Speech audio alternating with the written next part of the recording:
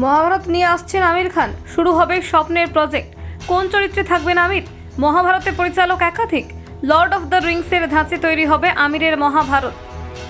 বলিউডের mister perfectionist Aamir Khan বহুদিন ধরেই পরিকল্পনা করছেন এক বিশেষ প্রজেক্ট নিয়ে, পৌরাণিক মহাকাব্য মহাভারত। সম্প্রতি এক সাক্ষাৎকারে নিজেই জানালেন চলতি বছর থেকেই এই স্বপ্নের কাজ শুরু করতে চান তিনি।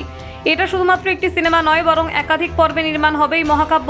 আমির জানিয়েছেন শুধু এক পরিচালকের পক্ষে এত বিশাল কাহিনী তুলে ধরা সম্ভব নয়, তাই এই প্রজেক্টে কাজ করবেন একাধিক পরিচালক।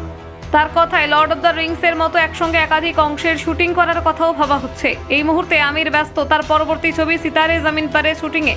তবে মহাভারতের কাজ শুরু করতে আর দেরি করতে চান না তিনি বলেন, এটা আমার জীবনের সবচেয়ে বড় স্বপ্ন। আমি সবসময় এমন গল্প বলায় বিশ্বাস করি যা মানুষের হৃদয় ছুঁয়ে যায়।